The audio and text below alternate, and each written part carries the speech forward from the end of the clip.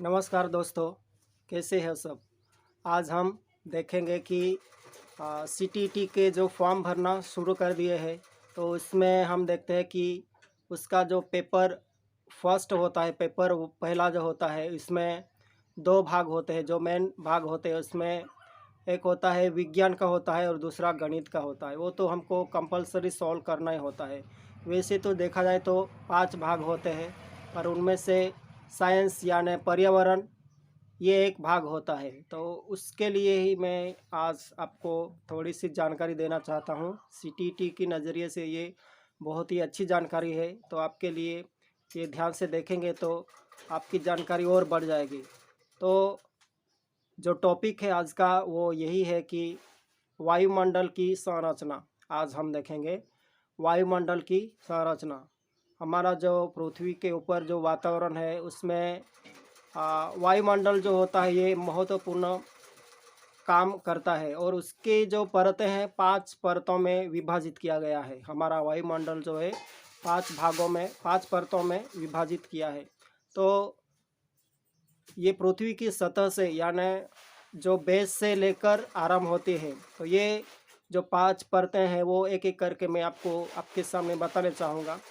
वो है क्षोभ मंडल, दूसरा है समताप मंडल, तीसरा है मध्य मंडल, चौथा है बाह्य मंडल, बाह्य वायुमंडल, एवं पांचवा जो है बहिर्मंडल। तो ये एक एक करके हम उसकी जानकारी अभी लेते रहेंगे। तो आपको ध्यान में रखना है कि वायुमंडल की संरचना जो होती है वो 5 परतों में होती है, और पहला जो रहेगा वो क्षोभ मंडल रहेगा। क्षोभ मंडल की जानकारी मैं आपको बताने जा रहा हूँ, तो थोड़ा ध्यान से सुनना। तो क्षोभ मंडल जो होता है ये हमारे पृथ्वी के बहुत ही महत्वपूर्ण परत है, मानी जाती है। तो इसकी ऊंचाई जो है बेस से लेकर यानी पृथ्वी से लेकर ऊपर तक 13 किलोमीटर तक जाएंगे, 13 किलोमीटर तक।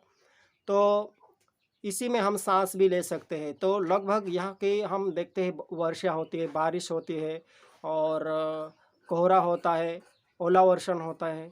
तो ये सब घटनाएं इसी परत में पाई जाती है। तो ये ज़्यादा ऊंचा नहीं होता है, सिर्फ वो पृथ्वी से लेकर 13 किलोमीटर तक ये फैला रहता है। ये क्षोभ मंडल है, ये पहला है। दूसरा हम देखेंगे समताप मंडल। समताप मंडल में यही है कि क्षोभ मंडल जैसे ही खत्म होता है उसके जस्ट ऊपर से हम समताप मंडल कहलाता है। यानी लगभग इसकी जो किलोमीटर है वो 50 किलोमीटर है। हम पहला देखा था कि 13 किलोमीटर था, और जो अभी हम समताप मंडल देखते हैं तो उसकी ऊंचाई जो होती है पृथ्वी से लगभग 50 किलोमीटर की ऊंचाई तक फैला हुआ है। तो इस परत में हम देखते हैं कि पहले परत में हम देखते हैं कि वर्षा होती है, बारिश होती है, और ओलावृष्टि होती है, कोहरा होता है। ये सब समताप मंडल में नहीं पाया जाता है, और इसी कारण समताप मंडल में हम देखते हैं कि एरोप्लेन, विमान जो होते हैं, ये हवाई जहाज़ हम बोलते हैं, वो उड़ाने की ये आदर्श स्थिति इसमें होती है। बहुत ही अच्छी तरह से यहाँ पर उड़ाए जाते हैं। और इसी कारण हम देखते हैं कि ओजोन की जो परत होती है जिससे हमारी पृथ्वी की रक्षा होती है। हम देखते हैं कि सूर्य की ओर से जो खतरनाक किरणें आती है, बहुत ही हानिकारक गैस जो होती है सूर्य से आने वाली, उसका बचाव हम जानते हैं कि ओजोन की परत से हमको वो बचाया जा सकता है। और जो ओजोन की जो परत है वो यही समताप मंडल में ही पाया जाता है। तो क्वेश्चन आ सकता है एग्जाम में कि समताप मंडल में कौन से ओजोन वायु कहाँ पर, क्वेश्चन ये भी आ सकता है कि ओजोन वायु की जो परत है कौन से मंडल में पाई जाती है। तो आंसर आ सकता है कि समताप मंडल में आ सकता है पहला। दूसरा क्वेश्चन ये भी आ सकता है कि क्षोभ मंडल में क्या कौन सी घटनाएं हो सकती है। तो वहाँ पर ऑप्शन बहुत सारे रहते हैं, तो उसमें वर्षा, कोहरा, ओला वर्षा ये सब आ सकते हैं। तो इसकी तुमको ध्यान रखना पड़ेगा। तीसरा हम देखेंगे कि मध्य मंडल। मध्य मंडल में हम देखते हैं कि वायुमंडल की ये तीसरी परत मानी जाती है। तो समताप मंडल के ठीक ऊपर होती है ये। तो लगभग ये 80 किलोमीटर यानी 80 किलोमीटर तक ये फैली हुई रहती है, उसकी ऊंचाई तक फैली रहती है। तो यहाँ पर हम देखते हैं कि अभी भी हम देखते हैं कि पृथ्वी से जब ऊपर आकाश की ओर हम नज़र डालते हैं तो रात में तारा टूटा और ये उससे हम विश मांगते हैं तो ये हमको हमारी विश पूरी हो जाती है, ऐसा हमको कहा जाता है। ये तारा टूटते हैं ऐसे, पर वो तारा नहीं होता है दोस्तों। वो एक हम जानते हैं कि ऊपर से आने वाली जो उल्का की जो छोटे-छोटे टुकड़े होते हैं और वही जो होते हैं तो मध्य मंडल में आकर वो जल जाते हैं और इसी कारण वो जब जली हुई जलते हैं तो उसको हम पृथ्वी से हम जब देखते हैं तो वो तारा टूटा ऐसे हमको नज़र आता है। तो ये मध्य मंडल में ये सब घटनाएँ होती है। तो मध्य मंडल में आते ही कोई भी ऊपर से उल्कापिंड आते हैं तो वो उल्कापिंड इसमें मध्य मंडल में आकर जल जाते हैं और इसी कारण हमको वो तारा टूटा हुआ दिखता है, ऐसा हमको नज़र आता है। तो ये तीसरी परत में ये होते हैं। चौथी परत हम देखते हैं कि बाह्य वायुमंडल। तो बाह्य वायुमंडल में बढ़ती ऊंचाई के साथ तापमान भी बहुत ज़्यादा होते हैं यहाँ पर। तो यहाँ पर हम देखते हैं कि आयन मंडल का ही एक भाग होता है। तो ये 80 से 400 किलोमीटर तक फैला हुआ है और इसी परत में ही हम देखते हैं कि रेडियो संचार के लिए उपयोग किया जाता है। तो रेडियो संचार यानी हम अभी देखते हैं कि जो टावर जो होते हैं तो हमको ये इस परत की मदद से ही जब फ़ोन करते हैं तो पहले ऊपर तक जाते हैं तो ये टावर की मदद से है। यानी कहने का मतलब ये है कि रेडियो संचार जो होता है इस परत के द्वारा ही उपयोग में लाया जाता है। तो ये वास्तव में पृथ्वी के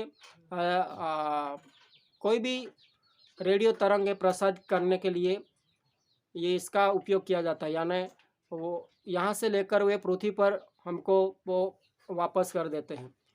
जो रेडियो तरंग रहते हैं पृथ्वी से लेकर फिर जो हम देखते हैं कि उसके ऊपर जो सैटेलाइट रहते हैं, सैटेलाइट की मदद से फिर दूसरे स्थान पर हम रेडियो तरंग परावर्तित कर दिया जाता है। समझो यहाँ पर अभी हम इंडिया में हैं तो इंडिया से हमको अमेरिका फ़ोन करना है तो वो पहले जब हम फ़ोन करेंगे तो जो रेडियो तरंग रहती है तो वो पहले ऊपर जो सैटेलाइट रहता है वायुमंडल में छोड़ा हुआ वहाँ पर जाएंगे, वहाँ से फिर डायरेक्ट वो परावर्तित अमेरिका कर देंगे। तो इस तरह से इसका रहता है। तो इसके लिए हम रेडियो तरंग के लिए इसका उपयोग किया जाता है। तो लास्ट में हम देखते हैं कि बहिर्मंडल। तो वायुमंडल की सबसे ऊपरी परत जो होती है उसको हम बोलेंगे बहिर्मंडल। तो बहिर्मंडल के नाम से जाना जाता है इसको। तो ये जो परत है बहुत ही पतली होती है और क्वेश्चन ये भी आ सकता है कि बहिर्मंडल में कौन सी गैस पाए जाते हैं। तो जो हल्की गैसें होती है वही दोस्तों इसमें पाए जाते हैं। जैसे हल्की गैस जो होती है वो हीलियम एंड हाइड्रोजन इसमें पाई जाती है। तो इस तरह से आज हमने देखा कि वायुमंडल की संरचना इसमें क्या होती है। ये 5 परतें होती है। इसके बारे में मैंने आपको ये जानकारी एग्ज़ाम के नज़रिए से जानकारी दी है। उम्मीद करता हूँ ये जानकारी आपको अच्छी लगी होगी। तो दोस्तों हमारे जो वायुमंडल की रचनाएं हैं वो 5 परतों में विभाजित है। फिर से मैं एक बार बताना चाहूँगा, वो है क्षोभ मंडल, दूसरा है समताप मंडल, तीसरा मध्य मंडल, चौथा बाह्य वायुमंडल एवं 5वां है बहिर्मंडल। तो ये सब आप नोट भी कर सकते हैं और ध्यान से ये वीडियो देखेंगे तो भी एग्ज़ाम के नज़रिए से वो बहुत ही उपयोगी लाभदायक होने वाला है। तो ठीक है, मिलते हैं अगले वीडियो में फिर। Thank you, bye bye.